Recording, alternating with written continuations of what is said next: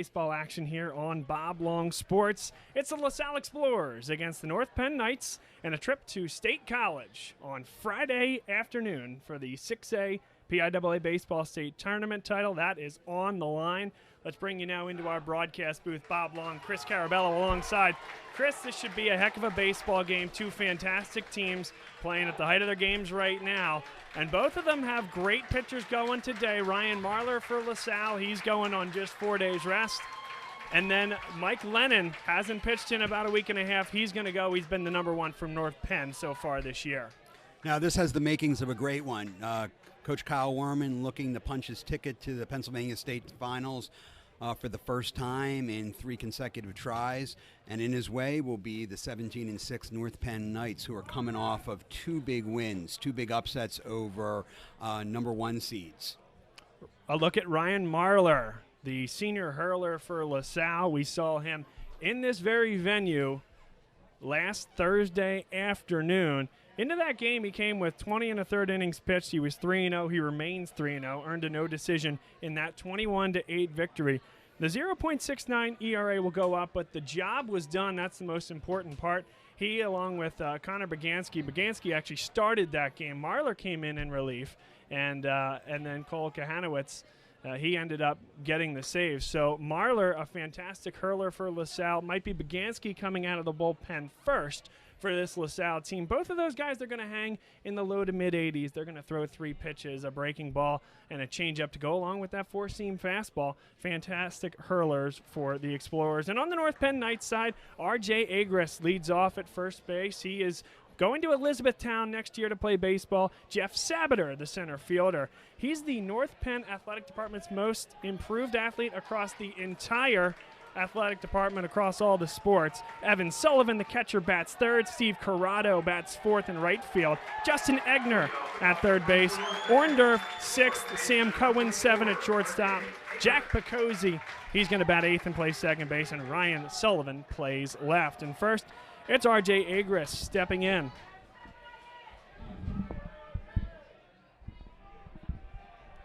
Here's Marler. And first pitch swinging dribble. There's Hadson Taylor across to make an easy play. And nice stretch by Mason Sarmarini at first base. 1 pitch, 1 out.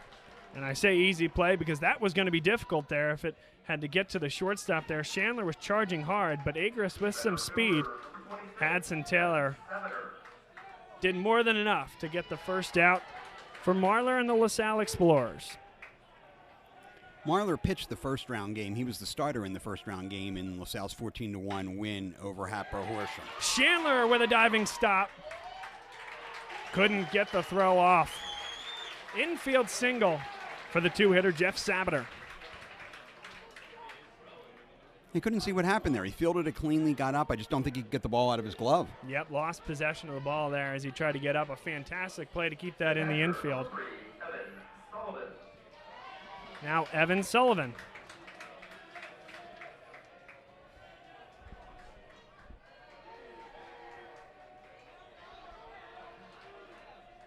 Sullivan heading to Binghamton next year to play baseball. He's the catcher, and Marler spots a fastball on the outside corner, strike 1. North Penn dressed in the baby blues. Carolina blue here today. LaSalle in the home whites with the navy blue caps.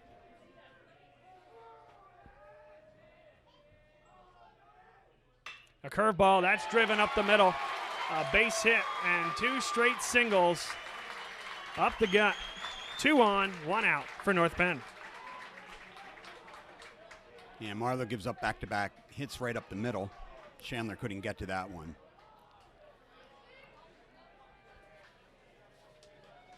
And that'll bring up the cleanup hitter, the right fielder, Steve Corrado. Corrado heading to PSU Abington next year to play for the Nittany Lions here in Montgomery County.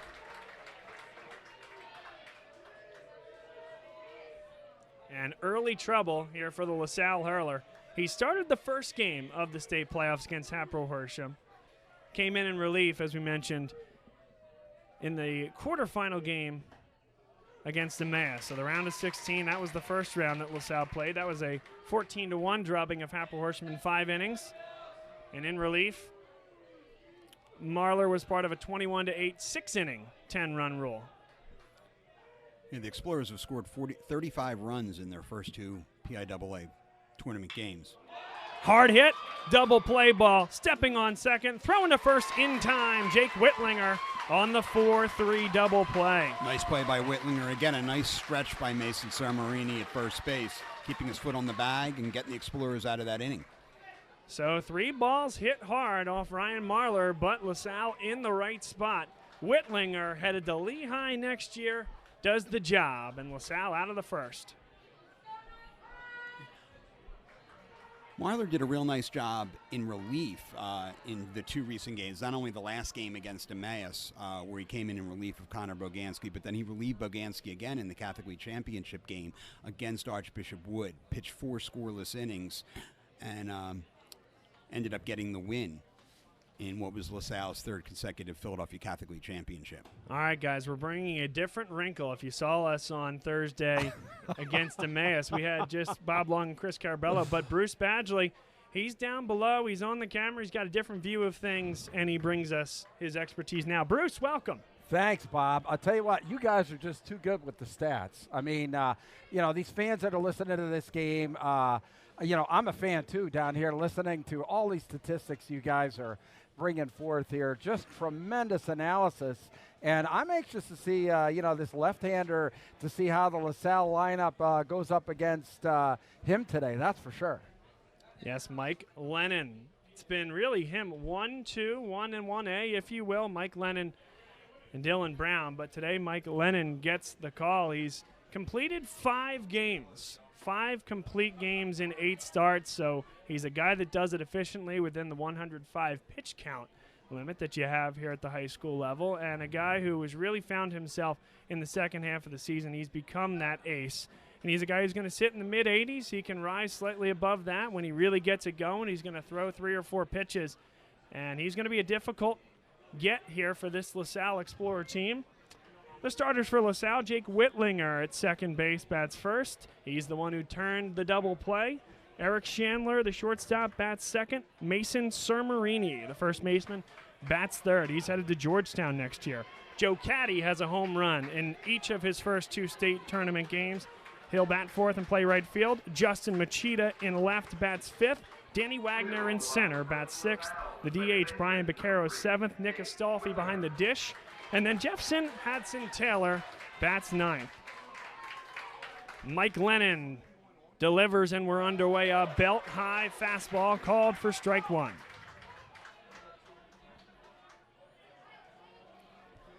Emmaus threw a lefty to start, and Explorers struggled a little bit in the early part of that game. Waller started the game. The Explorers struggled with him initially until they finally got a hang of him and chased him. But be interested to see how this lefty fares against LaSalle. Whitlinger drives one into right center field. That's into the gap, and it's down. Whitlinger has a lot of speed, but he's going to pull up at second base. An opening double for Whitlinger, and LaSalle in business. Yeah, that ball hit deep into the power alley.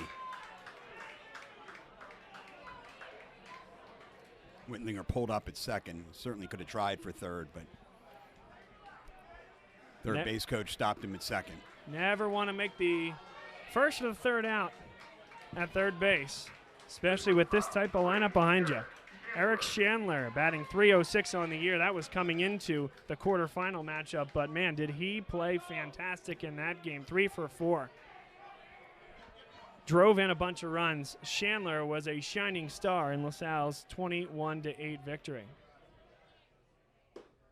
A fastball just below the knees. All 9 of LaSalle's starters are hitting over 300, which is just tremendous, and I think it's a testament to the offensive power of this team.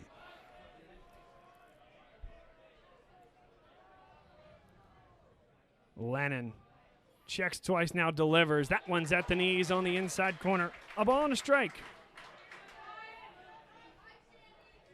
Nobody gone here in this bottom of the first inning. LaSalle getting their first licks at the dish.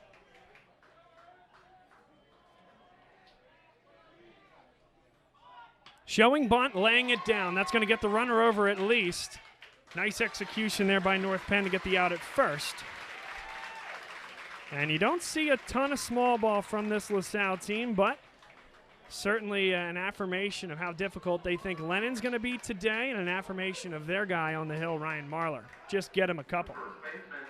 Now, LaSalle's offensive numbers are tremendous, but they can play small ball with the best of them, and as Eric Chandler showed right there. Interesting story there. Justin Egner, the third baseman who came in to retrieve that ground ball, threw it to Egner. That one's ripped right down the line, almost took Jake Whitlinger's head off.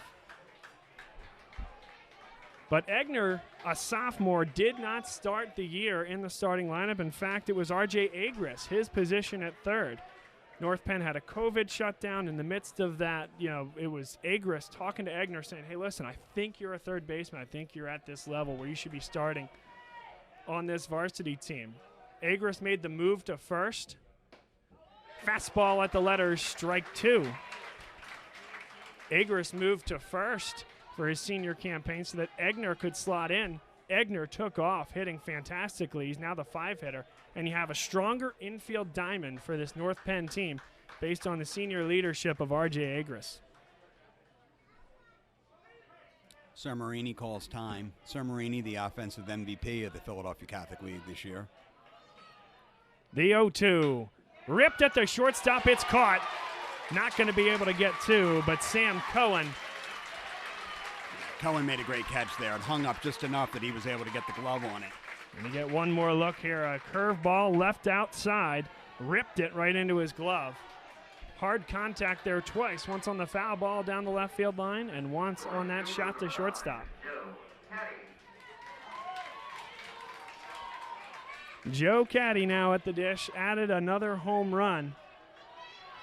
His fourth of the year, over the 350 mark to the power alley here at Bears Field.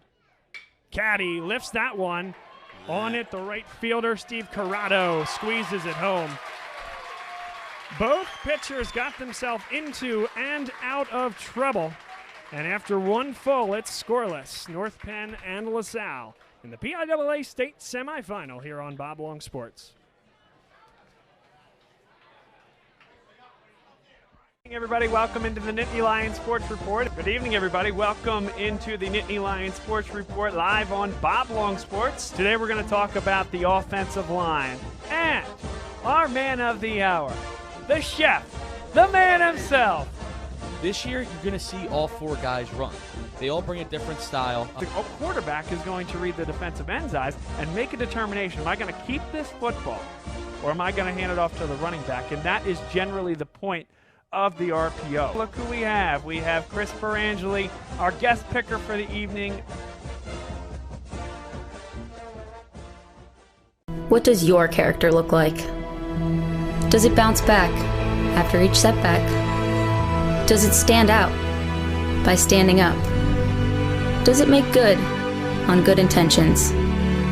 Character is invisible until it's not. Only through action will the world know what it's made of, what you're made of. Find out how you can strengthen the character of your community alongside empowered veterans and families of the fallen at travismanion.org. People ask me,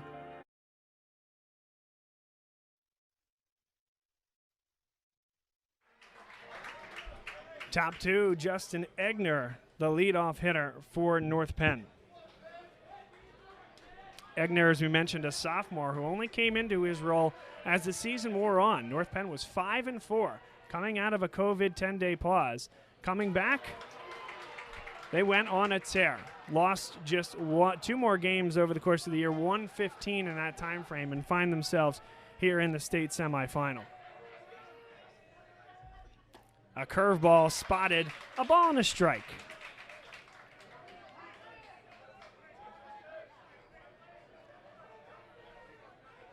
Marler doesn't throw as hard as LaSalle's other two starters, Connor Boganski or Kevin Kell, but he's very accurate. A line drive ripped at Eric Chandler. Chandler there to make the play. That one might have been caught off the fist there. I don't think he barreled that one up, and Chandler puts the first out away.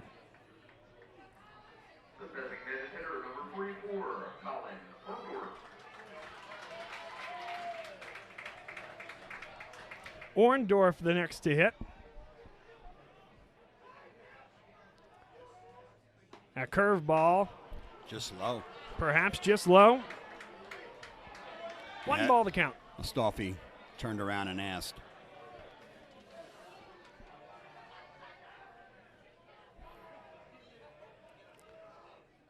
The 1-1. That one's on the outside corner.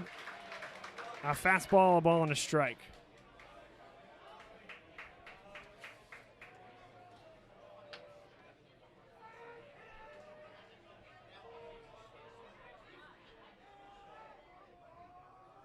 The 1-1 is fouled back away and out of play. A ball and 2 strikes. 1 out here in the inning. The fastball from the line drive from Egner caught by Chandler. Orndorff, a .313 hitter on the year, digs in. Marler didn't slow it down there, tried to whiz a fastball by him. Hanging in there is Orndorff. It's 1-2. Fouled 2 right over the roof structure here. Important to know where to park your car as well. I'm taking my chances with the lefties, Chris, knowing that we don't have as many. The 1-2 from Marler. That's a line drive. Whitlinger makes a play. What a tremendous diving catch by Jake Whitlinger. One more. You're going to see this one. It's a changeup coming from Marler. He elevated it on 1-2. Orndorff didn't miss it.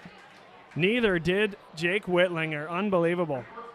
He made a similar catch in the Philadelphia Catholic League Championship against Archbishop Wood, where he just timed it perfectly. He did the same there. 2 outs in the inning. A fastball just inside and a bit high. 1 ball, no strikes.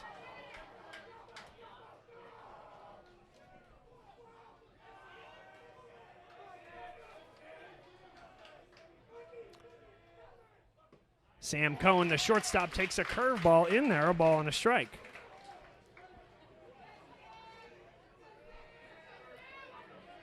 Cohen, a .262 batter on the year.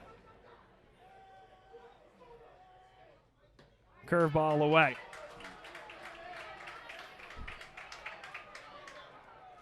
Cohen with 2 home runs on the year, has a bit of power from the 7-hole. The 2-1. Grounded to second base. This one a little bit more routine for Whitlinger. 2 away. Make that 3 away. That's the end of the inning. We are through 1.5, and it's LaSalle 0, North Penn 0. A good one here from Boyertown. Bruce Badgley down below. I tell you, Bob, sun-splashed Bears Field. Great crowd on hand.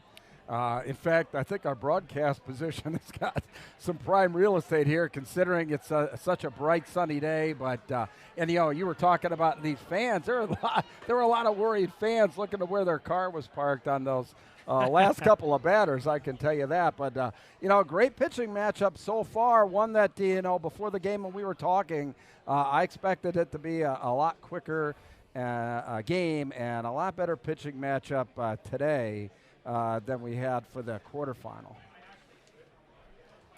So out for his second inning of work is Mike Lennon. Lennon, he's had 5 complete games in his 8 starts, Chris. 1.69 ERA. Here's one for you. 50 strikeouts, just 14 bases on balls, and he's going to go pitch for the Golden Rams of Westchester University next year. Well, North Penn's coming off 2 big wins in this state tournament, 2 upsets. 3-1 victory over Hazleton. Hazleton was the #1 seed from District 2. And then in the quarterfinals, a 9-0 victory over Neshaminy, some people who thought were one of the best teams in the state. They were the #1 seed from District 1. So North Penn's defeated 2 #1 seeds to get here. Here's Justin Machida, 2-star player for LaSalle, a 2-sport stud as well. He plays football.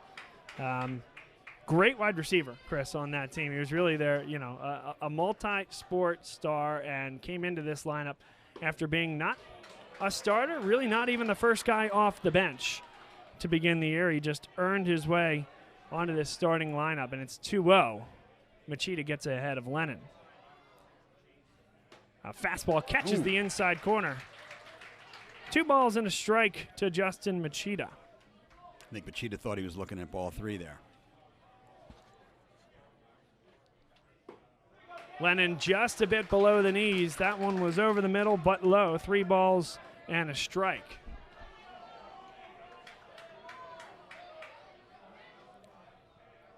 The 3-1. That one's at the letters over the middle. 3 balls, 2 strikes. Yeah, the fans have started to really fill in this place. Underneath the overhang, which is our vantage point, there aren't many open seats. Right up the middle. It's going to be a base hit for Justin Machida. And that one kind of handcuffed Leonard. Yeah, Lennon is just going to fall off to that right side of the mound as he sees it and couldn't quite get the glove back across. It wasn't horrible balance. It actually was pretty good. Now, Mike Lennon tried to get the glove on. As they said, it was just slightly off balance and enough that he just couldn't grab it. Now Danny Wagner up to the dish. LaSalle's lefty in the lineup. 333 this year, Chris. Danny Wagner waves at a curveball. A ball and no strikes. LaSalle has now had the leadoff hitter on base in both of the first 2 innings. Machida, and that one's thrown away. Machida's going to take off for second base. In there without a throw. He's turning and looking at third. And now we'll put the brakes on. He slipped on his way back. So a throwing error there. Shame for Lennon and the North Penn Knights because I think they had a shot at Machida there. I think they did.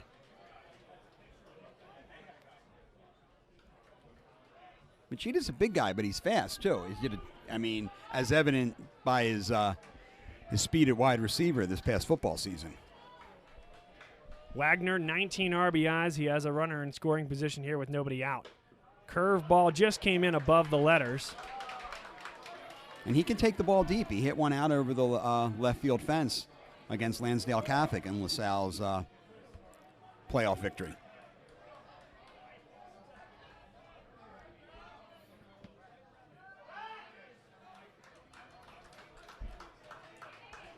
Lennon certainly keeping an eye on Justin Machida, a guy who certainly can and will steal third. Of note, third baseman is hugging that line. That's Justin Egner. Shortstop is open, and that nicked Danny Wagner.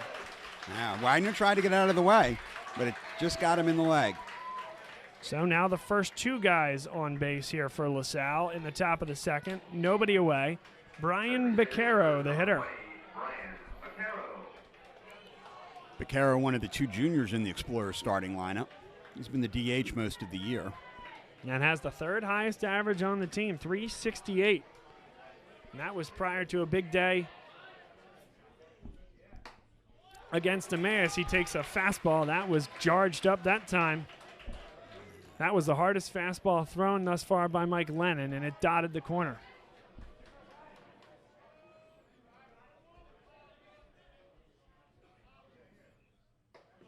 Oh.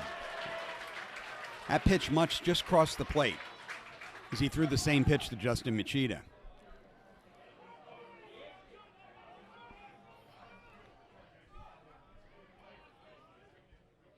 The 0-2 is just low, maybe a bit outside. North Penn fans making themselves heard for the first time here today. Yeah, Sullivan tried to paint corner with that. It wasn't going to happen. You know, it's a really good 0-2 pitch. That's the one you want the batter to swing at. That one's in there. He got him looking. A backdoor curveball. No chance that time for Brian Beccaro. He strikes out looking, 1 away. Get one more look at it here. And this is beautiful. Nearly impossible for a righty to get to that corner. And he got him looking.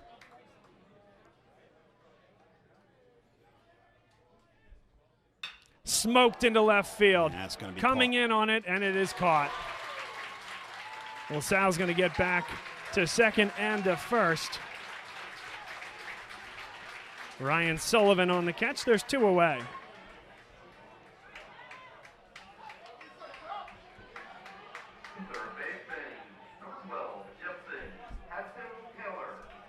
Now here comes the junior Jefferson Hadson Taylor, batting .475 coming into this state tournament, Chris. Not bad coming out of the 9-hole.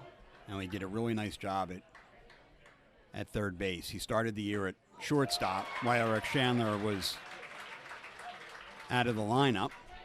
And then when Chandler returned, he took over at third base. He did such a good job at short in Chandler's absence. Good job to hold up there, and Machida has to scramble back to second. He almost drew a throw. Second baseman just didn't get there in time.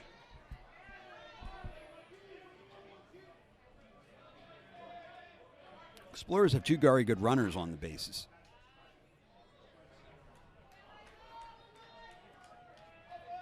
And it's 1-1 with 2 out. LaSalle Chris has gotten runners in scoring position in each of the first 2 innings. Can they deliver? On the outside corner, a pretty good frame there by Evan Sullivan behind the plate. 1-2.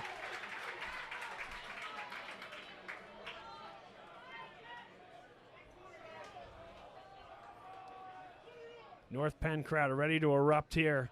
2-2.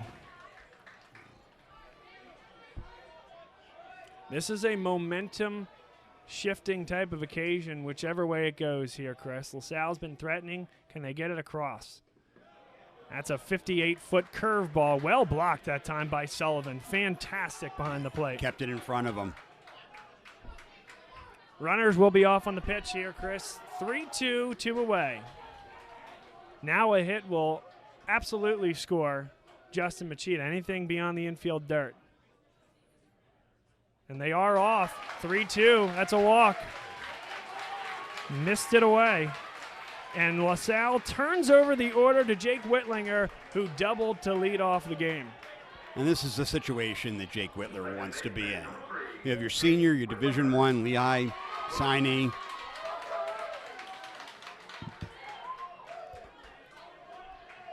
At the plate with the bases loaded. And 3 very, very good runners.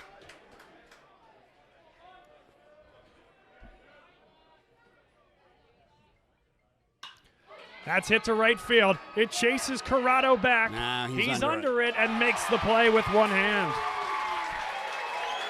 North Penn out of trouble again. 3 men left on for LaSalle. That one was to the warning track off the bat of Jake Whitlinger. But we head to the third. And it's 0-0. Ryan Marler out for his 3rd inning of work. Bruce Badgley down below. Yeah, Bob, you touched on it there, but early on, LaSalle with quite a few chances.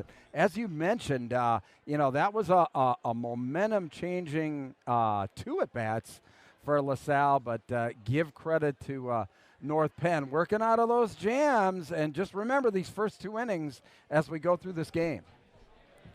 Ryan Marler back out for the 3rd.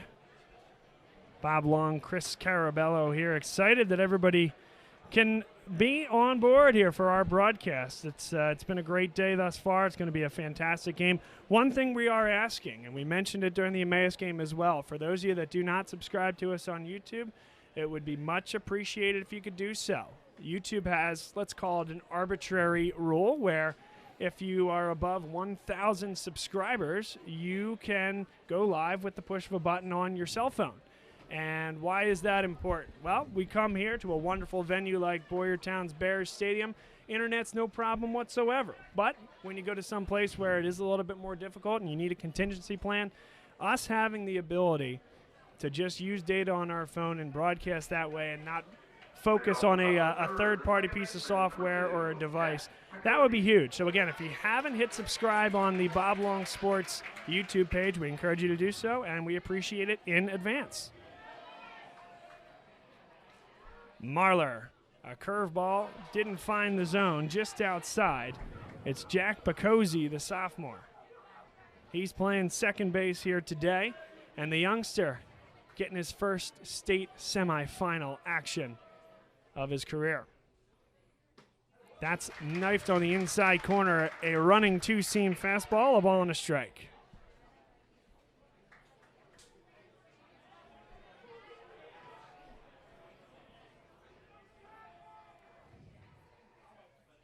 Swung on and missed.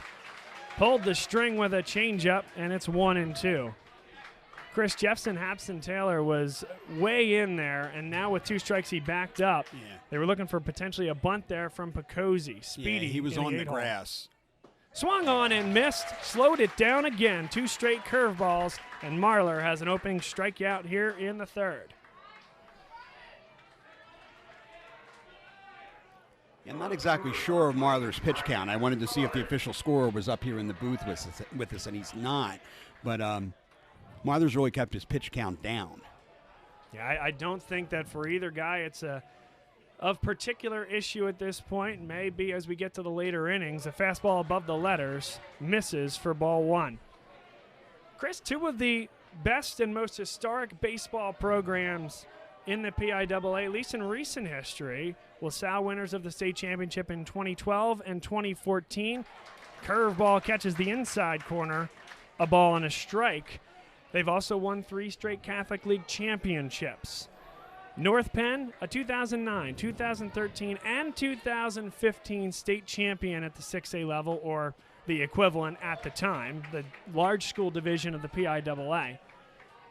So from 2009 through 2015, you had 2 schools not named North Penn and LaSalle, 2 years where a school not named North Penn and LaSalle won the state championship. Nice job by Marlar defending his position 2 away. Yeah, I mean, LaSalle alone has advanced to the PIAA state tournament 6 of the last 9 years. So obviously last year doesn't count. But if you take the last 9 seasons, LaSalle has made it to the tournament 6 of those seasons, having won 2 in 2012, 2014. Both of those coming under Coach Joe Parisi. Kyle Werman took over the program in 2015. He's won 3 consecutive Philadelphia Catholic League championships, but this is only his 2nd time to the semifinals. Turning over the lineup, R.J. Agris, the leadoff hitter, dotting the corner with an 80-plus mile-an-hour fastball, Ryan Marlar.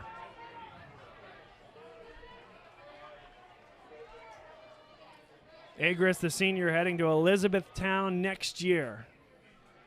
Going on to play college baseball here in the state of Pennsylvania. Whipped right back at us off the netting. And very quickly, Ryan Marlar ahead 0-2 with 2 outs in the inning.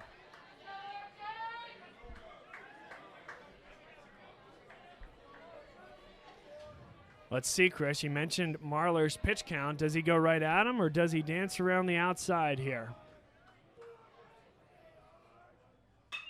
And that one's knifed into right field, slicing away from Caddy. Caddy comes up throwing, gets that ball right in. A 2-out single, R.J. Agris brings up Jeff Sabater, the senior, playing center field. It's the 3rd hit for North Penn.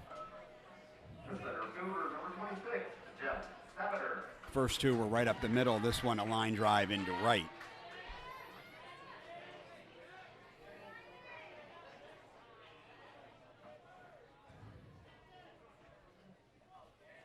Agris came into the game batting .394, and you talk to both of these coaches, both Kyle Werman on the LaSalle side, Kevin Monero on the North Penn side. Why do you bat your guys first? Are they prototypical leadoff hitters? They said, listen, we're putting our best guys first, and that one's right off the heel. That hurts. Right off the inside right here, we'll get another look at it. Sabater batting .263 on the year, but does so many things well, especially from the left side, and that cannot feel good there.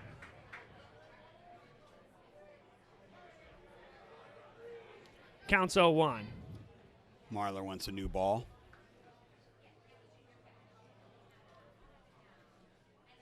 Top 3, we're here from Bears Stadium. Bob Long sports coverage of the PIAA state semifinals here at the 6A level. LaSalle and North Penn separated by not 20 minutes up and down the road. They know each other well.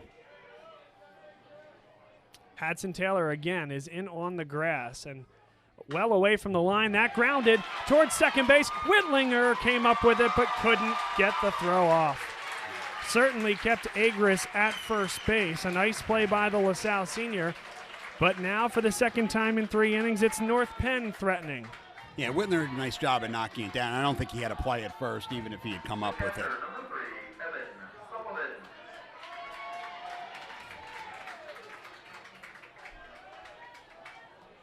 Sullivan tied for a team lead with 3 home runs on the year. He's batting .369, exactly the guy that Monero and company want at the dish for North Penn. First pitch swinging, Hudson Taylor on a one-hop. What a play. Nice stop. Unassisted put out at third base. And LaSalle gets out of it, Chris. Yeah, Marler gets out of another inning. That is a brilliant pick there from Hudson Taylor. Hit on the screws. So North Penn leaves 2, and Marler continues to plug along. We'll get another look at Mike Lennon out here at the mound, who's given up the 2 hits to LaSalle, but has yet to give up a run. Now, why is that important, Chris? Well, a state championship is on the line for one. But in talking to Kevin Monero this week, he told me a story about how prior to COVID and when the team was having a barbecue, he said to Coach Monero, "I really like your Jeep." Monero's got a nice tripped out Jeep. And Lennon says, "Man, I like that. Can I drive it?" He says, "Heck no. But I'll tell you what, you come back next year and you throw me a complete game 7-inning shutout, I'll let you drive the Jeep." And Lennon left all happy, and Monero's thinking, whew, okay, a high schooler doesn't have to drive my Jeep. Well, I'll tell you what, Chris, he's thrown 2 complete game shutouts this year, and of course a third today would be one for the record books. But I think a pretty nice Jeep. It must be a pretty nice Jeep, and it's going to get some wear and tear, Coach Monero. You alluded to that you have 2 teams right up the road from each other, which is true. Like North Penn and LaSalle separated by a few miles up 309. We've traveled all the way out here to Boyertown to really a very special venue. This is a really nice place to watch a game. So though it might not exactly be geographically convenient, it's about as nice as a high school baseball stadium as you're going to get. Here's Eric Chandler at the dish.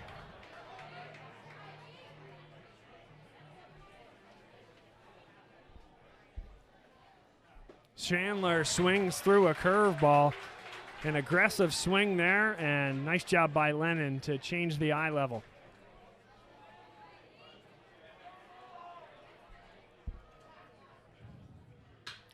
Swung on and driven into right field. Chandler went down to get it. That was a pitcher's pitch. Nice leadoff single for Eric Chandler. Chandler went down and got it, went with where the pitch was thrown. And for the 3rd consecutive inning, it's LaSalle with the leadoff runner on base. Here's Mason Sermarini. You mentioned it earlier, Chris. The Philadelphia Catholic League Offensive Player of the Year. Just off the inside corner, that had some movement on it. And that's a pitch that's been called a strike the last 2 times, so that just must have missed by a little bit. Yeah, I think it had some slide action on it as well. 1-0. That one is tapped towards third base. Egner is there. Only play is first, and Sermarini advances the runner to second. Egner to Agris, 1 out here in the bottom of the 3rd.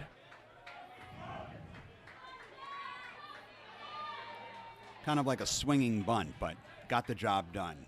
Moves Chandler to second. Puts him in scoring position for Joe Caddy. Here's Caddy to the dish. And LaSalle desperate for that first run off Mike Lennon. There's a lot of room in that outfield between left field and center field. A curveball dropped in there at the letters for strike 1. And you see the second time through the lineup, Mike Lennon starting to change things up.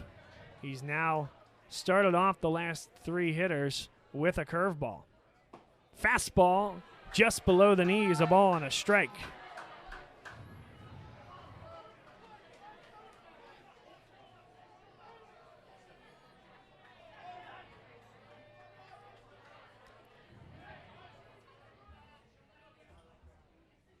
Caddy, that one's dribbled foul down the left field line. It's 1-2. Chris, 7 hits scattered about through the first 2.5 innings. Runners left in scoring position in numbers thus far. Yeah, it's not something LaSalle does a lot of, but they've left a number of runners in scoring position today. Swung on and missed. They do have to throw it to first. Egner there. 2 away in the inning. Justin Machida will come to the plate for the second time. And Justin Machida went right back up the middle the first time up.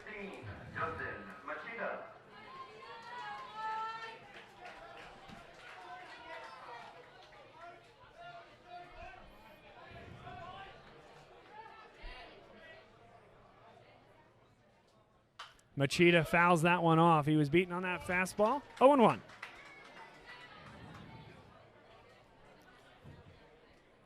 Into the maintenance area beyond the stands on the first baseline.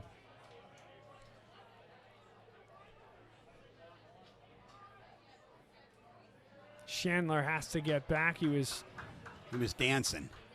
Certainly daring Mike Lennon, trying to distract him from the task at hand. And the 0-1 count.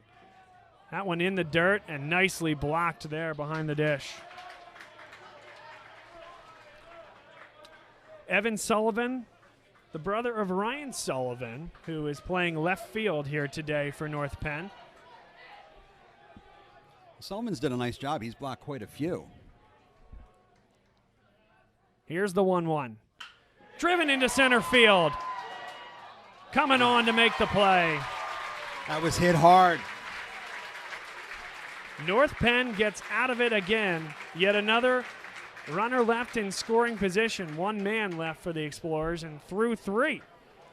It's 0-0. We have a pitcher's duel upon us here at Boyertown. This is the PIAA State Semifinal. It's live here on Bob Long Sports. And we'll be right back. Fuels my passion because it has such great programs with what I'm interested in. LaSalle affords you the opportunity to get involved in as much as you possibly want to. There's tons of different clubs and activities with any different interest you could have. No matter what you're doing, you'll be supported by your peers, and LaSalle will become a place that you love to go to and you will want to go to every day. I think it was pretty easy to make friends. I feel like the most friends I made came through my extracurriculars. What I love about LaSalle is you could make relationships with other people by getting out of your comfort zone. That's what LaSalle really teaches us, to be open and be open to meeting new people. You're always going to gain something from clubs. Even if you find out that that club isn't for you, you're still going to pull something away from it, come out with new friends, have new connections. Getting involved definitely helps you meet new people. You want to come to LaSalle because you want to be able to explore. You want to be able to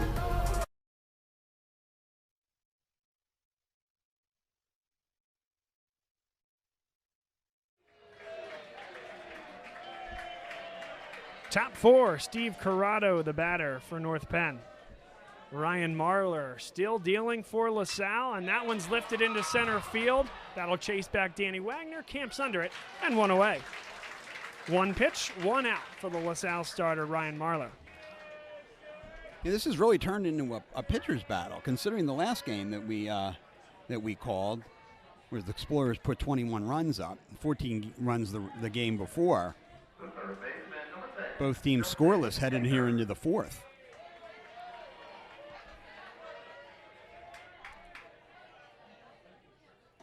A first pitch curveball finds the zone.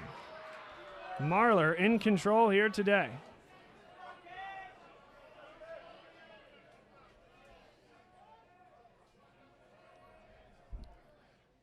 The 0-1 is above the letters. 1 ball, 1 strike. This is Justin Egner, the sophomore third baseman, burst onto the scene halfway through the year. Southeastern PA baseball is going to be seeing a lot of him in future years. This lifted towards Caddy. Wagner over there as well, but Caddy calls him off, and 2 away. And both pitchers seem to be pitching quickly, Bob. That's for sure. They seem to they're in a groove and... Well, and you know what? First pitch strikes will do that for you. I mean, last time we were out here against Emmaus, walks kind of ruled the day, even amongst a few of the starters, and you got into the bullpen and only got worse. 2 outs. These pitchers, that's one of the only first pitch balls we've seen thus far from Ryan Marler. The batter is Colin Orndorff, He's the designated hitter and going to the University of Valley Forge to play baseball next year. The 0-1, that was pulled to the outside, 2-0. 2 outs here, top of the 4th. Orndorff digs in. Curveball finds the zone. And you give Marler credit. There's not a lot of pitchers that are comfortable going to the 2-0 curveball, but he's finding strikes when he needs it with which pitch he chooses. And the umpire's giving them the inside ball there on the corner. Orndorff, .313 hitter, just 1 extra base hit this year, but finds a way to get it in play and does it there. But now 2 balls, 2 strikes, 2 outs in the inning. Marler went 1-2-3 in the second, had trouble in the first and the third, has a chance to go 1-2-3 here.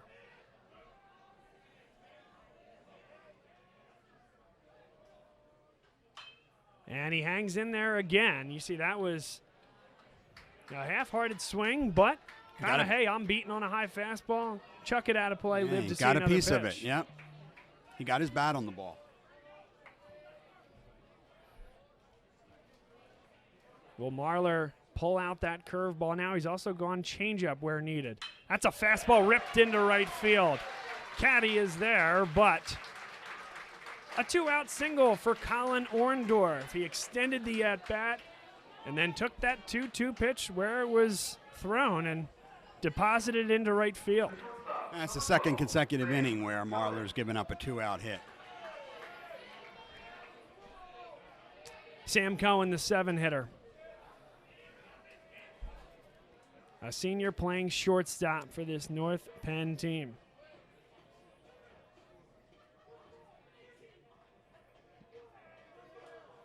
And Marler is going to force Cohen to call for time.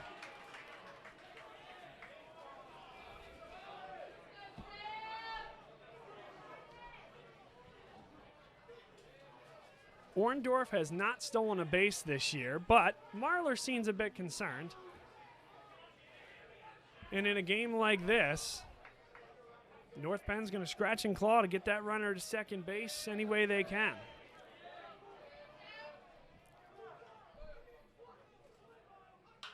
Popped up high. This will stay in play.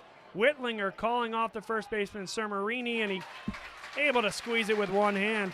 3 outs, and Marler gets through just a little bit of trouble. 1 man left on, and through 3.5. It is LaSalle nothing, North Penn nothing. The Explorers coming back to see if they can figure out a way to get past Mike Lennon. Bruce Badgley on the camera below. Yeah, I tell you, Bob, I think there's a little bit of nerves out there for both of these teams. I know that there's obviously a lot of history here. You touched on that, that a lot of state championships between these two organizations over the last 10 years. But you got to believe that the Butterflies are really going in the stomach, combined with some really good pitching thus far, and we're scoreless. But I'm anxious to see, I think whoever gets on the scoreboard first here, I think that's going to lead the way for a lot more scoring. So I think somebody's just got to get something plated here, and I think that we'll see a little bit more action. Bruce, you're a man of the people. You're out there in the crowd with your camera, certainly boxing out your spot so we can get our shot, which we appreciate. But it's a near-capacity crowd down below. There's a really nice, a really nice area down below here with a roof to create some shade. But looks like a really evenly matched crowd. North Penn and LaSalle have shown out very well. What are you seeing and hearing from the folks that are here to watch? Well, most of it's been concern when these foul balls go outside. Literally, I think the whole back row turns around and see if they got a ball through their windshield. But now, overall, a lot of excitement, as there would be with these great fan bases of these, historically good teams. Thanks to Bruce pulling double duty here. Camera and some commentary from the stands and what he's seeing from his vantage point. Next up here, Danny Wagner. He'll lead off the bottom of the 4th for LaSalle. Lennon still going strong. A curveball finds the zone. And that is a big-time curveball. Yeah, Danny reached base on was hit by a pitch his first time up.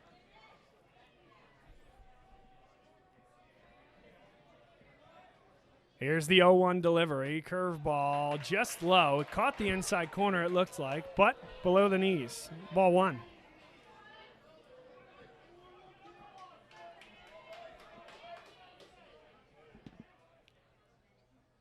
Curveball swung on and missed. 1-2. Nice cut by Danny. It was a nicer pitch. Wagner, a guy with speed. He leads the team with 3 triples on the year. In there, strike 3 called.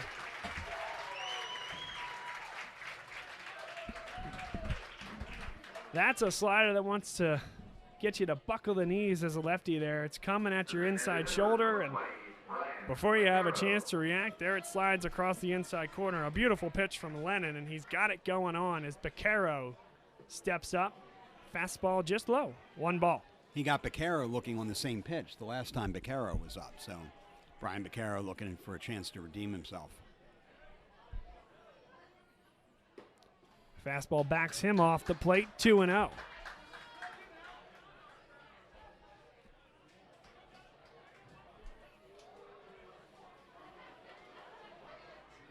Beccaro, a lot of RBIs, not a ton of extra base hits, but hits to all field and does it well. 2-0. Takes the fastball, and now it's 2-1.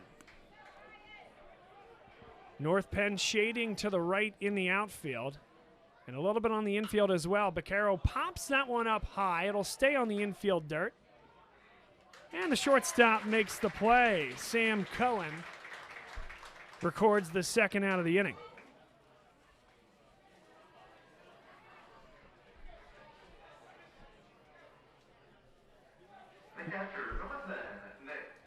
The catcher, Nick Astolfi, now to the plate. And Mike Lennon trying to get out with a 1-2-3 inning. It would be his first here today. First for either pitcher, right? I think Marlar's second was 1-2-3. You might be right. Yes, he was. But a lot of base runners today here, Chris.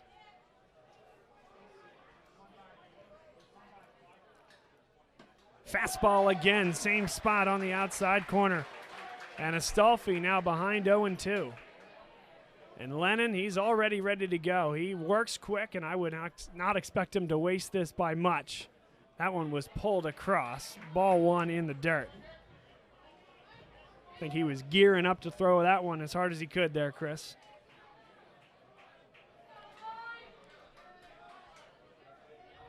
Here's the 1-2 to Astolfi. Curveball just didn't come back. Oh, the North Penn fans wanted that one. Lennon lost his hat and stumbled a bit in the process. That was away. That's a good call. 2 balls, 2 strikes. It's a really good 1-2 pitch, though. Here's the 2-2. That one on the outside corner, maybe just off it. 3 balls, 2 strikes to Nick Astolfi. And I'll say the North Penn fans have a bigger claim to that one than the 1-2 pitch. Same amount of noise, but 3-2. Swung on and missed. He beat him with the high fastball. Lennon in control, his first 1-2-3 inning, and he's only getting stronger. The velocity is continuing to improve. We head to the top of the 5th inning. We are flying here from Bears Stadium in Boyertown, and it's LaSalle 0, North Penn 0. This portion of today's game brought to you by Jim McLaughlin and Carrie Guerin Boyle of the Carrie Guerin Boyle team at Berkshire Hathaway Home Services, Fox, and Roach Realtors. Tremendous residential realtors. Whether you're looking to buy a home hard or sell your home, it's still hard, but a little bit easier right now. The market is hot right now, and Jim and Carrie, they're the folks you need to have in your corner because there are a lot of buyers out there right now, and there are ways to put your offers together. There are ways to go about the process that gives you an advantage, and what you want is a team with experience like this. Jim and Carrie have been doing this for a very long time. They're extremely well connected, both in the LaSalle community and beyond. Anywhere in Montgomery, Bucks, Chester, Delaware. Of course, Philadelphia, or licensed in New Jersey if you're looking to do something with a beach house and enjoy the summer months down at the Jersey Shore.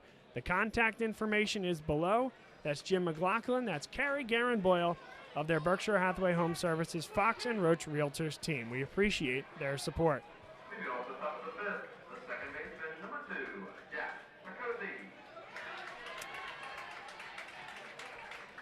Jack Picozzi first to bat. It'll be 8-9-1 for North Penn. Trying to scratch one across. They'll do it with a bunt, but that's well foul. Chris, I like the idea, though. Hadson Taylor, see where he lines up now. He was in before. He's going to stay on the grass. Well off the line to the left-hander. Well, we had talked about when LaSalle's first attempt to play small ball, was it necessary? Well, maybe it was. They butted Eric Chandler in the first inning. 1-1 the count. And pulling back well on the bunt. 2 balls, 1 strike to the 8-hitter, Jack Picozzi. We mentioned Picozzi before. He's just a sophomore. Him and Justin Egner, the 2 sophomores on this North Penn team. That is lifted high. Wagner under it. 1 away.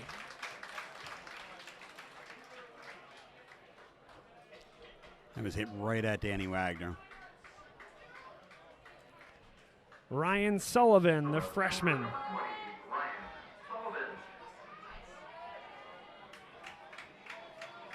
He's lagging a bit in plate appearances behind some of his teammates, but Sullivan batting .400, even .400 on the year. That's ripped towards the second baseman, but no problem for Whitlinger. 2 away. Whitlinger's had a lot of action at second base today. 4 or 5 putouts, and one in spectacular fashion, a full layout on what would have been at least a single. That'll bring up the top of the order for North Penn. R.J. Egner batting .394 himself, 96 plate appearances coming into the game. Nick Astolfi has a quick conversation with the coaching staff. Now the 3rd time coming through the lineup, and Egner discusses with the third base coach himself.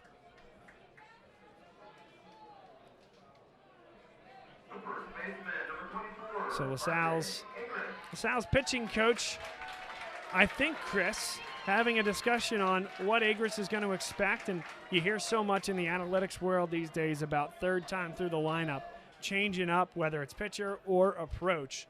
Let's see what Marler does here. Fastball in there, called strike 1. Well, I think Mike Lennon did that 3rd time through the lineup as well. Clearly we saw something different.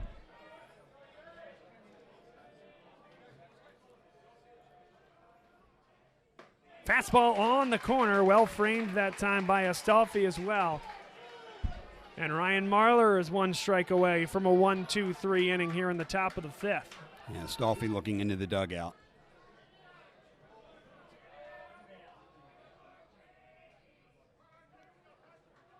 The 0-2 pitch. Swung on and missed. Yeah. Yes, sir. He went around. Yeah, and that's the good call by the home plate umpire. Good to give that first base ump a shot, but that was swung on and missed all the way.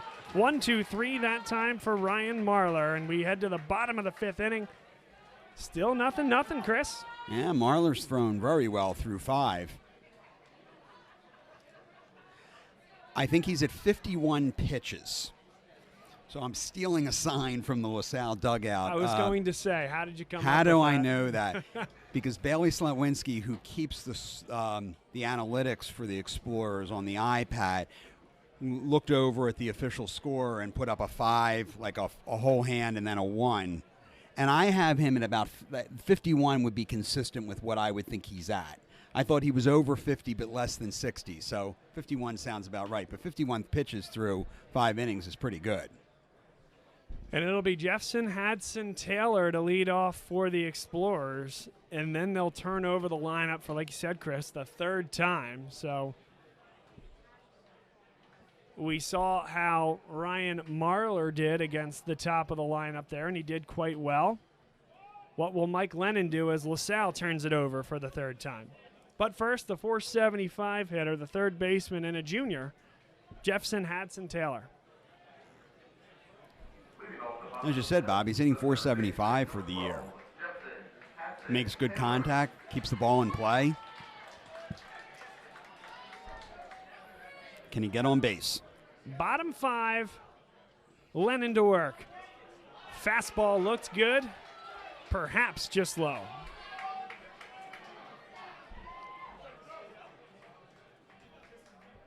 Here's the 1-0. And that one's a squibber. Could be trouble. Shortstop's on it. Hadson-Taylor, and the ball got away. Hadson-Taylor is going to put the brakes on now, and that's the right decision there. Yeah, he had overrun the bag by quite a bit, and the ball didn't even make it to the backstop, to the fence along the right field, the first base line. That was definitely the right call. Really tough play there for Sam Cohen. Not much you can do. In fact, I think he had it beat whether or not the throw was chest high to the first baseman, Egner. He had to make the throw because he wasn't there, but I think you're right, Bob. I think he had that beat regardless of the throw. So an infield hit, no error because Hadson-Taylor stays at first. And there he goes, first pitch, and it was the right pitch to go on. It's a curveball. Will he get there? He is in there. Ooh, safe. Close. That was very close. That ball's lower, and he's out. Really close call there, but again, watch the left arm here, and it is possible that he gets this arm in. Yeah. A little bit of a high throw, good tag, tough to tell from here. Bang, bang at second base. Yeah, the throw beat him, but it was high. And I think because it was high, he wasn't able to get the tag down fast enough. Yeah, and Cohen did a great job with the tag. There's no doubt about that. So now you have Whitlinger with a runner in scoring position, nobody out. Big opportunity for LaSalle's leadoff hitter. And so don't say this team doesn't play small ball. They run the 9-hitter on a lefty with your top of the lineup up in a 0-0 game. Whitlinger pops that one foul. And just like that, it's 0-2.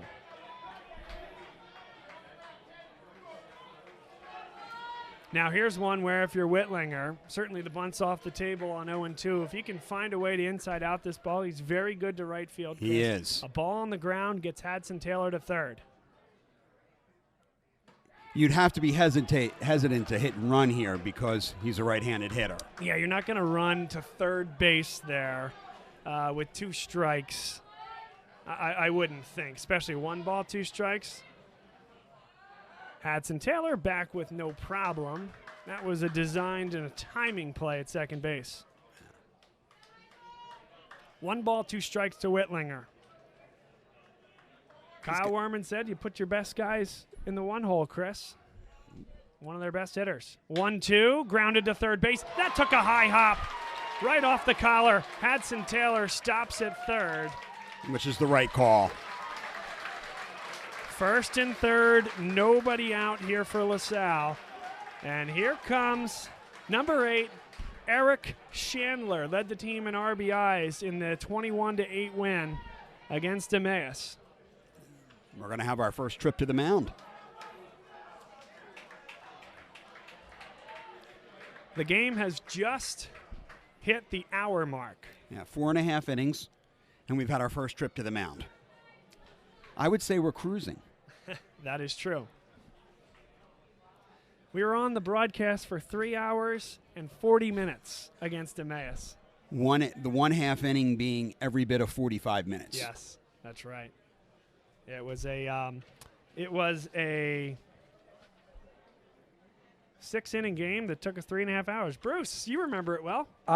It was the wildest inning ever because if you recall, Salle, they were just trying to get back in the game. They were 9 outs away from having their before hopes the end of the extinguished. inning, we were talking about 10-run rule. Right. But, yeah, very interesting here, Bob. Just like I said, I think that a lot of nerves out there right now. State championship within the grasp of both of these teams yet. So let's see if LaSalle can cash in this time. LaSalle has 3 of his best senior leaders coming up to bat now in Chandler, Sarmarini, and Caddy. And this is Chandler coming up. 3:06 coming into the quarterfinal game. He had a fantastic day that only increased that average. He'll be playing the University of Maryland, Baltimore County next year. The runner goes. And they are going to throw it to second base, but he's in there with a slide. Hadson Taylor makes the right decision to stay home at third. Now second and third, 2 outs. Chris, we haven't even felt the need to go here yet, but the guy that would most likely relieve Mike Lennon is Dylan Brown, a guy who has had basically a carbon copy season from a numbers perspective. 50 innings pitched, also 5-1. He's thrown 3 complete games. He's going to play baseball at Notre Dame next year, a team that is playing today for a trip to the College World Series. 10 starts and a 3.06 ERA, also a tall lefty. Here's the 1-0. Chandler waved at that one, got a piece of it into the catcher's mitt. There is nobody warming up in the North Penn bullpen. Actually, there's nobody warming up in either bullpen. You see the shortstop Cohen on your screen. The rest of the infield, as you might imagine, they are in. Outfield at normal depth. Here's the 1-1. Chandler pops it up high, and it will get out of play. Off the roof.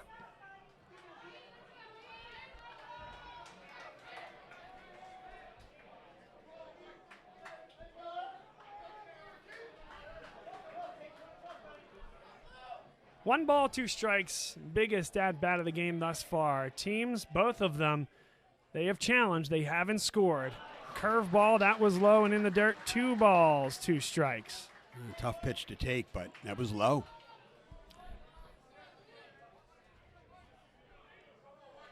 Is this the half inning that one of these runners in scoring position will come in? The 2-2. Chandler hits it high, hits it deep. Left fielder is under it. Sullivan catches. They got a chance at third, and he's safe. A daring play there on the tag up by Witt. Jake Whitlinger with the speed took off for third, and LaSalle now another guy on third base, 1 out, and a 1-0 lead. There was no question that Jepson Hadson Taylor was going to tag and score. That was a gutsy move on Whitlinger's part. Well, I'll tell you what, the sophomore, Egner, there was a little bit of confusion there because that's that intermediate depth towards center field where is it the left fielder is going to catch it? Does the third baseman come to cut that off and the shortstop goes to third? Or when it's a center fielder, the first baseman, Agris, comes over? And so the third baseman, Egner, was kind of in no man's land. He got back there in time to make the tag, but that might have been the difference as Whitlinger was able to slide to the inside. That's driven to center field. That's going to be a tough play, but it is caught. Tagging up and scoring easily, Jake Whitlinger. The dive for effect. 2-0 LaSalle. 2 outs in the inning. It was a well-hit ball by Mason Saramarini. And the 2 and 3 hitters, Chris, do their job for LaSalle. 2 sack flies, make it 2-0. It was the 2 stolen bases that set that up. First, Jepson Hadson Taylor. First move against the lefty, Lennon, and that really set up the whole inning. Joe Caddy now up with 2 outs. Bases are empty here for Caddy.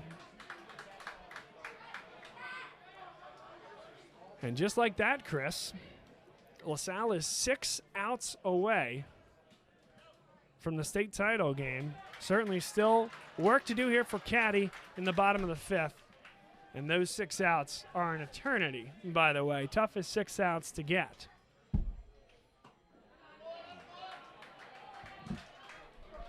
And the Explorers have put up a lot of runs this season. I mean, they've outscored their opponents, 249 runs to 103. And of the 103 runs they gave up, only 74 were earned.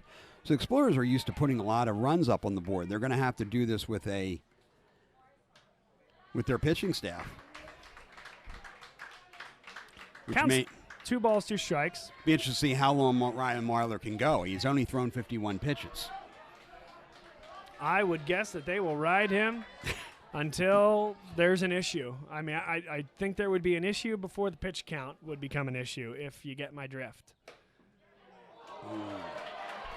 Oh, we actually had the count wrong. It was 3-1, so now make that 3 balls, 2 strikes with that called strike at the letters. Yeah, Caddy thought that was high for a ball.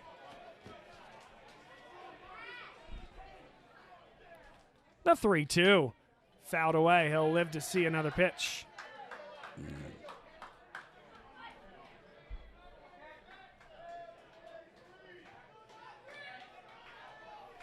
Again, there's activity in the North Penn bullpen area, but it is not a North Penn player. Caddy lines that one into right field. Chris, what does that mean? So it looks like a little league team, like they're taking hitting practice, although there are 2 blue jerseys warming up in the North Penn bullpen. I can't see who it is, but there is definitely someone throwing. Gotcha. I was going to say, for a state semifinal, if a little league team is taking precedence on North Penn's bullpen, I'd say I'd have an issue with that. 2 outs in the inning, 1 man on. I think it's their field. Not for this 3-hour period, it isn't. No, you are right. It is not. It's been rented out to the PIAA. A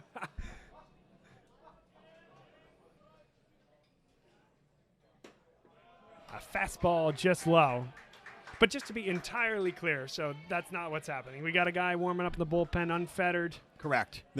Just can't see him through. There's a Carolina blue jersey throwing. A ball and a strike with 2 outs. Caddy thinking about going. Now brings it home. And Lennon misses high. 2 balls and a strike. It'll be interesting to see if Werman runs Caddy here. Caddy forced back in there sliding.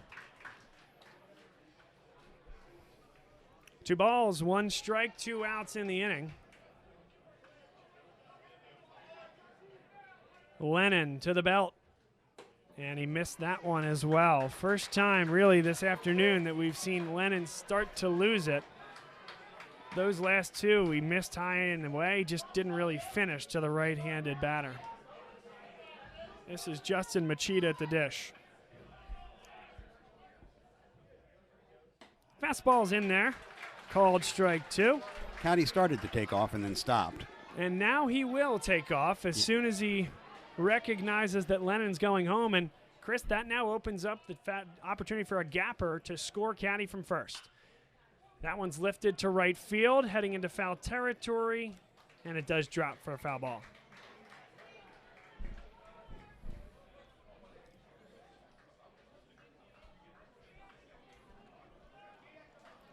Yeah, anything hitting into the gap and Caddy could score.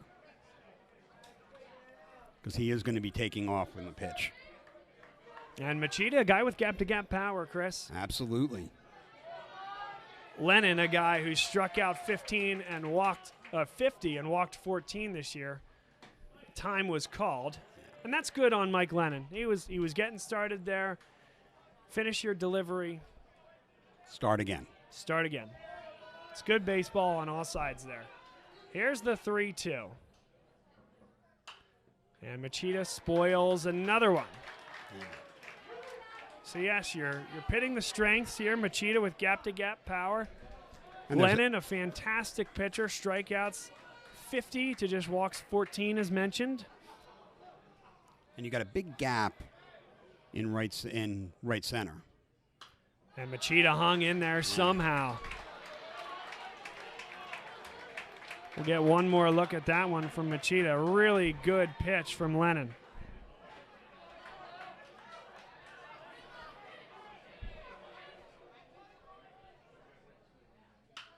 Machida lifts one high. This should be playable in center. And it is. 3 away, but LaSalle gets 2 runs. They leave 1 more left.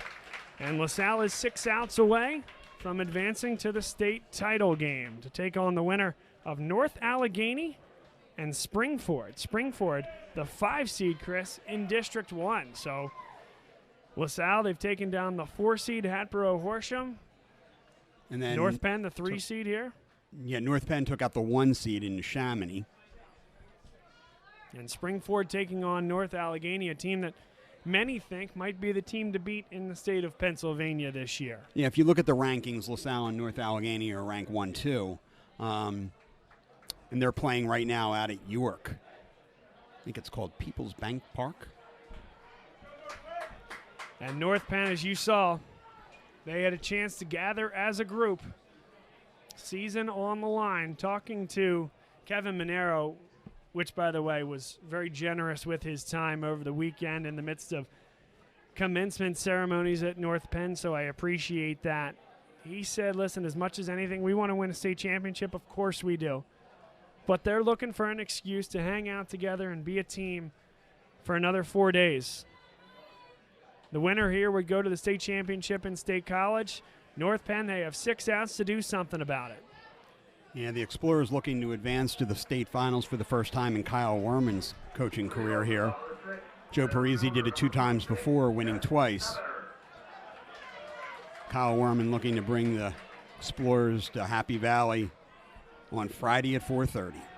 2, 3, 4 to lead off for North Penn here in the 6th. All you can ask for from a lineup standpoint. Marler gets the benefit of a call on the outside corner at the letters, and Sabater takes a lap before he comes back to the box. And the fan base is making themselves known. Marler, the 0-1. That one's high and away. The Explorers have someone throwing now. Marler in no trouble, no problems from a pitch count standpoint. Here's the 1-1. Curveball on the ground. Over there to get it, Sir Marini. Marler got to the bag and didn't step on it. No. He just missed the bag. That's a good call. He got there but didn't put his foot on the bag. Ugh.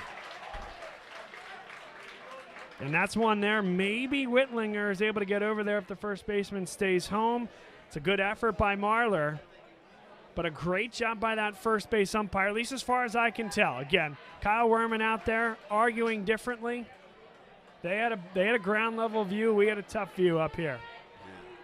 It's a good point on the. Could Whitlinger have fielded that ball better, given his range at second base, particularly today? It's the interesting thing about shifts too. They had him deep in that right field type hole at second base, far from second. Now here's the 3-hitter. It's Evan Sullivan, the catcher, heading to Binghamton next year. He's a guy who's such a good runner where if they get on, they're not going to courtesy run for him. It'll be interesting to see if they try to steal here. He's a plus runner on the bases, as is Sabater at first. Just off the outside corner for ball 1.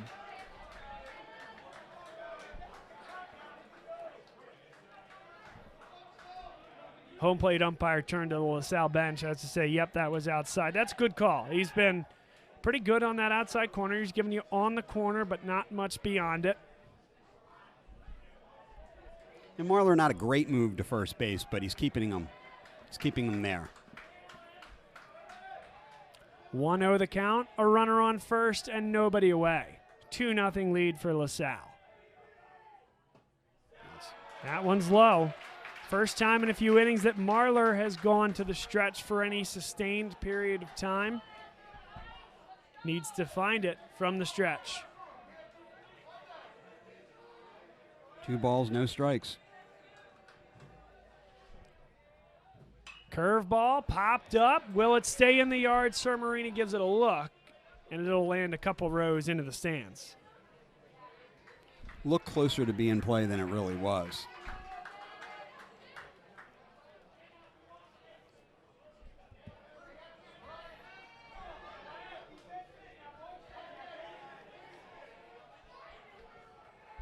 Evan Sullivan, a .370 hitter this year. The team's best hitter and the team's biggest spot, and that's fouled away. Marler has rebounded. It's 2-2 here in the count after falling behind 2-0. Outfield playing straightaway and deep, mind you. Infield at normal depth.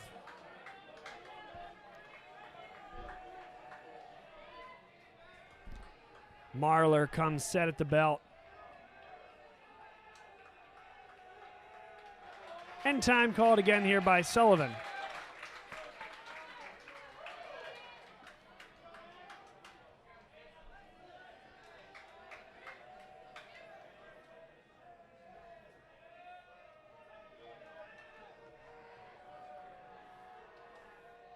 Here's the 3-2.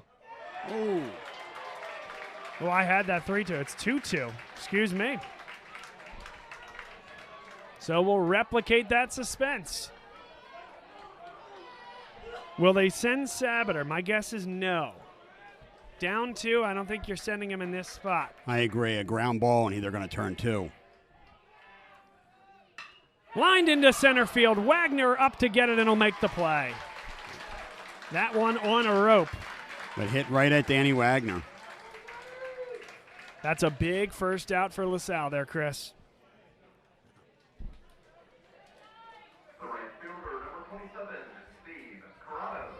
Well, your comment about that ground ball double play, that's the only reason you'd consider sending him. The reasons you wouldn't send him is you're down by 2 and you can get a strike him out, throw him out to kill the momentum. But if you think Sullivan's a guy that can ground the ball, maybe that's where you would send him to avoid the double play. But that's a fastball in there for called strike 1.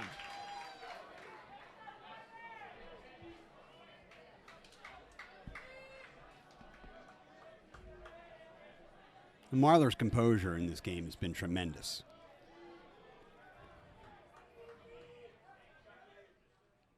Another on strike. The outside corner, a fastball. And this is what Ryan Marler likes.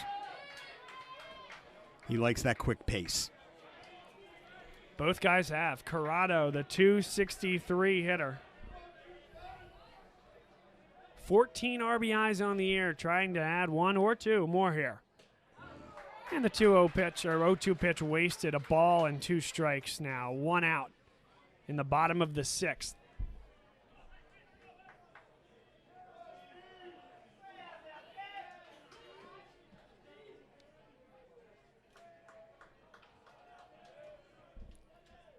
Will he go to that off speed? Here's Marler coming set. And that's fisted up the middle. Whitlinger, and he dropped the ball.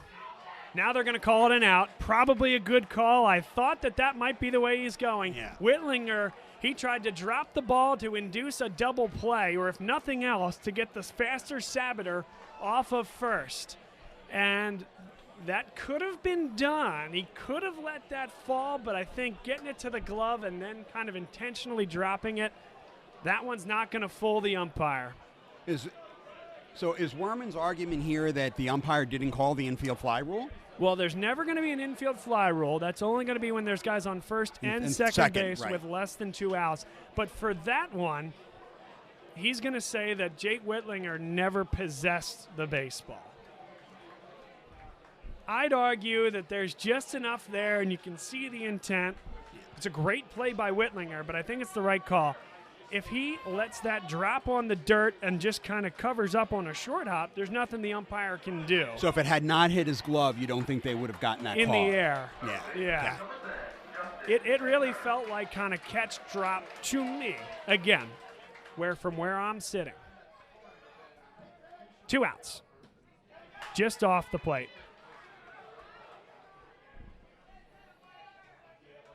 Chance for Marler to get out of this.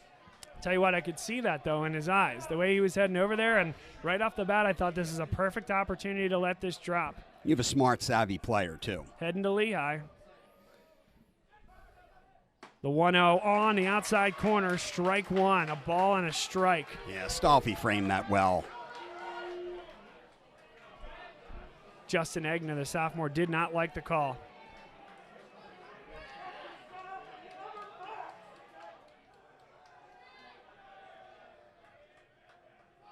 Runner goes, Astolfi. It's a good-looking throw. Ooh. They say he's safe.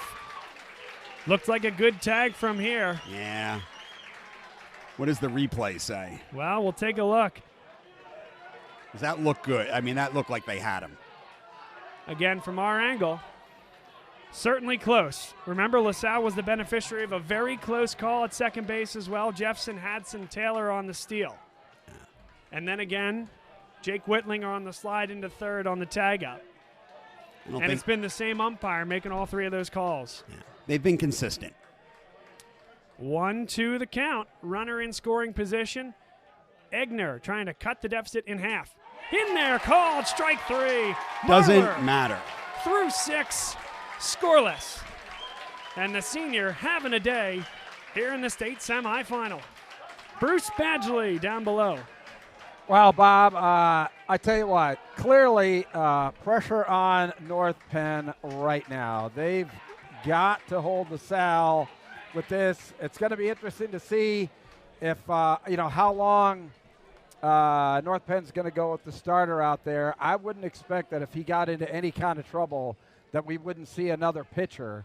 But, LaSalle, hey, they had to play small ball to get the 2 runs in the previous inning.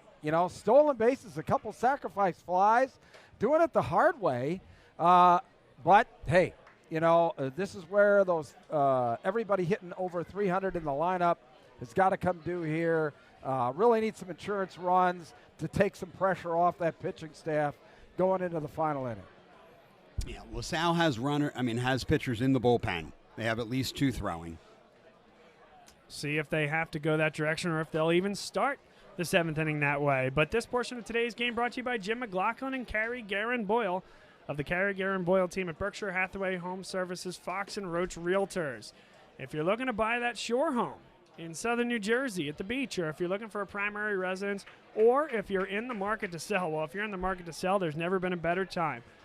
Talk to Jim, talk to Carrie. They can help you through the process start to finish. They helped my wife and I, and certainly would recommend them to the LaSalle community, the North Penn community, and beyond. That's Carrie and Jim of the Berkshire Hathaway Home Services, Fox and Roach Realtors team. So the Explorers are going to send up a pinch hitter in Aiden Brettschneider.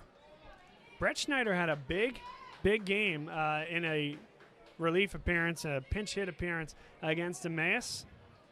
He's got some power. And you wonder if this is a way to make a defensive substitution of some kind in the 7th as well. Fastball called, strike 1.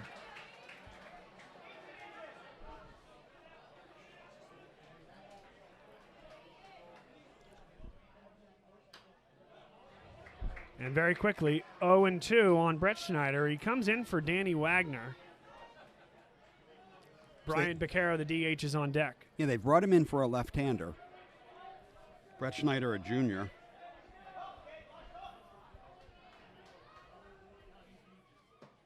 Oh, that was close. Oh. That's a pitch he's called for a strike all day. It must have been low. Not only that, the first pitch of the at-bat I thought was away. That one was closer to the dish. Foul ball, and he stays in the count. Now, the freshman pitcher for LaSalle, Cole Kahanowitz, has come back into the dugout. He had been warming up in the bullpen, and he is now in the dugout with the LaSalle pitching coach. Here's the 1-2 to Aiden Brettschneider. In there, called strike 3 on the inside corner. Again, he's been consistent with that call all day. Yeah, I had no problem with that one. One Yeah. away. Lennon doing a great job. He got the 2 calls, one call on the outside corner, but he stayed away with the first 3, came back on the inside corner, and fooled Brettschneider. That's a great piece of pitching. Now the DH, Brian Beccaro, up.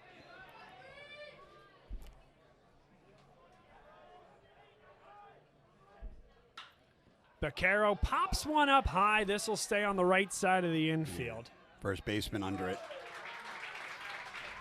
2 away, just like that. R.J. Egner, who changed positions this year from third to first, he squeezed that one at third, or at first base, mind you. Nick Astolfi. And Lennon trying to go 1-2-3 here and give his offense one last chance. North Penn will have 6, 7, 8 in the lineup to begin the top of the 7th. Kyle Werman calls over Nick Astolfi, having a conversation with him here. And you don't see this often. Normally it's a third base coach, go down and talk to him. But Werman wants to talk directly to his senior catcher. He's a guy who, listen, there's so much depth at catcher on this team. There's 4 junior catchers, Chris, that were in the running for this position. The senior beat all of them out. He's been the rock behind the plate. He doesn't call the game. That comes from the dugout, but my understanding is that comes in consultation. He talks to those coaches about what these pitchers do well. Smart behind the dish.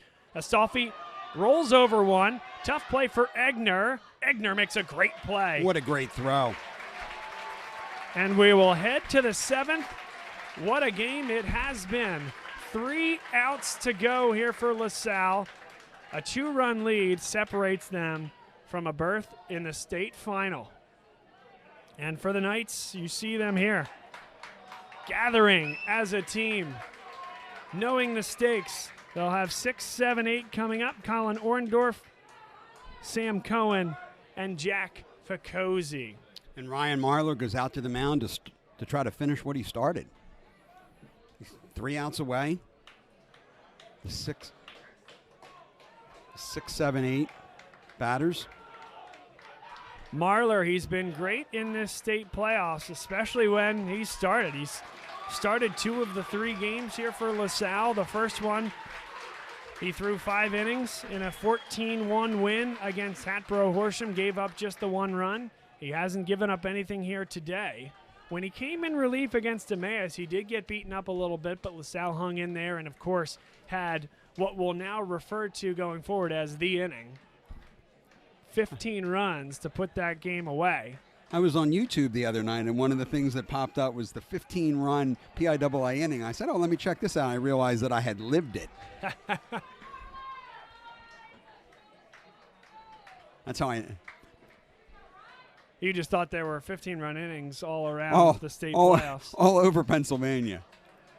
I initially wanted to watch it so I could see how long it was, since we didn't know, but someone did a very good job of editing. Yes. I had it at 48 minutes. And here's Colin Orndorff up to the dish for the 3rd time here today. And the crowd is into the game now. Curveball just came above the letters. 1 ball, no strikes. And this is a 1 batter at a time. Bullpen looks quiet at the moment for LaSalle. This is Marler's game for the moment. Lifted high, left and center. Coming over for it, Wagner calls off and makes the play. So Wagner came back into the game. Substitution rules, you can do that at the high school level. He squeezes it tight, and LaSalle is now 2 outs away. Sam Cohen, the batter.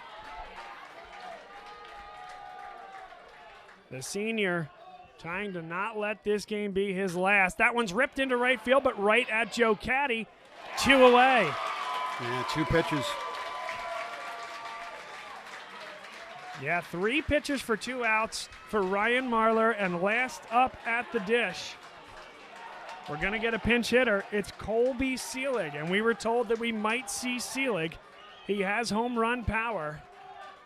He's their first guy off the bench from a pinch hit scenario. And he'll be pitch hitting for the second baseman, Jack Ficozzi.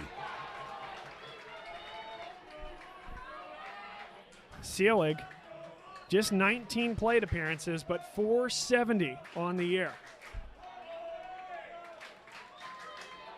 And by the way, in those 19 at-bats, 5 extra base hits. Swung on and missed. That one got him on his heels. Marler. Through the off-speed stuff. Marler looking to go the full 7. Marler looking to punch the ticket to the state championship. In there for a called strike. On the corner. He painted the corner, and Astolfi framed it well. And the LaSalle, they're standing.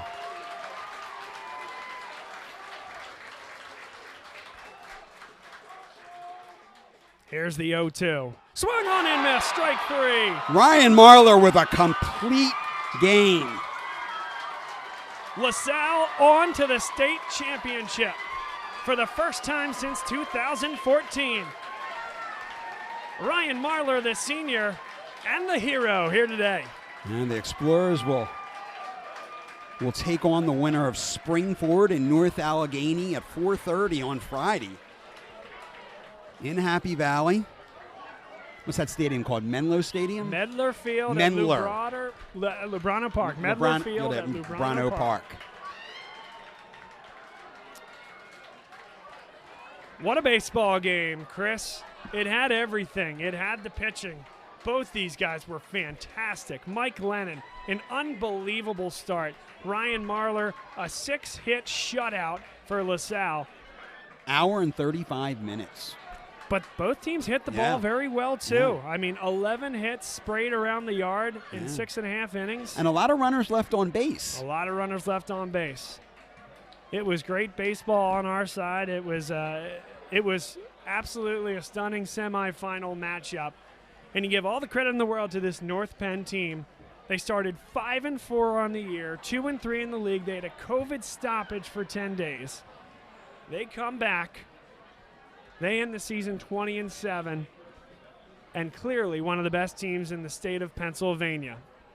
And knocking off 2 1 seeds en route to this, this loss to the Explorers, but knocking off a highly touted Hazleton team, and then coming in and taking out Neshaminy earlier in the week.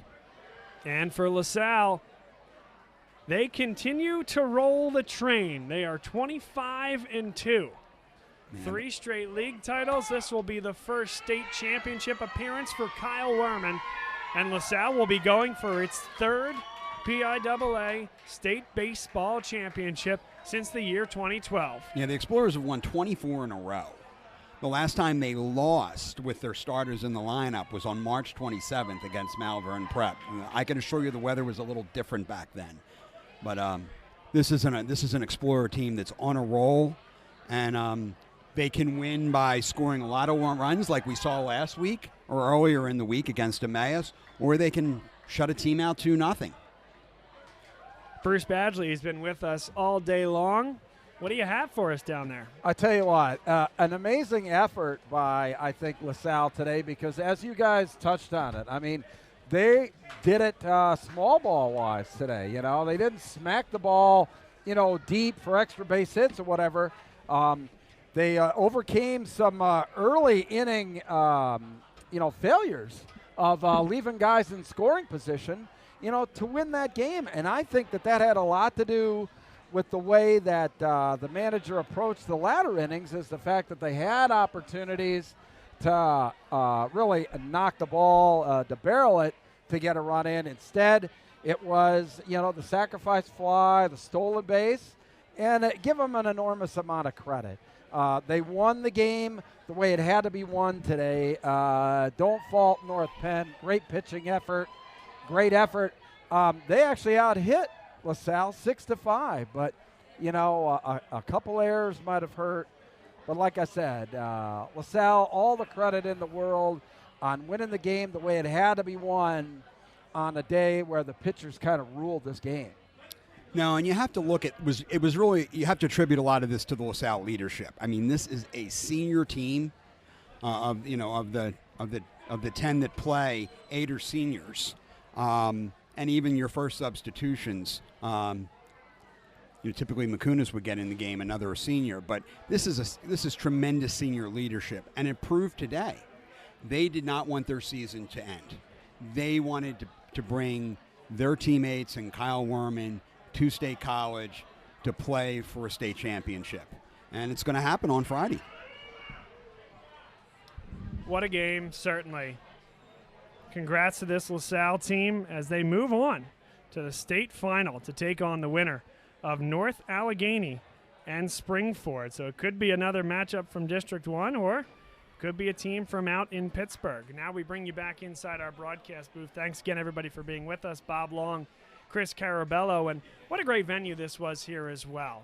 And LaSalle had a little bit of recognizability. They played just last game here against Emmaus in this venue. North Penn had played here in the district semifinal, so both teams familiar. I think both teams came out very loose, Chris, and we saw the best baseball that Philadelphia has to offer here today. No, I agree with you. And, I mean, obviously Ryan Marler starting this game was a bit of a surprise, but his composure was tremendous. I don't know what his final pitch count was, but it wasn't very many. But he went the distance. He was in control the entire time. Just a tremendous effort from the senior. Bob Long here, Chris Carabello, my color commentator, Bruce Badgley. He's been with us on camera for each of the last 2 games that we've been here. Been an absolute pleasure. Best of luck to the LaSalle Explorers in the state championship. Lots of ways you'll be able to watch that game, PCN, NFHS, and we wish the Explorers the best up in State College. So for Chris, for Bruce, I am Bob saying so long. Enjoy the rest of your afternoon, and thanks for spending a little bit with us. Take care.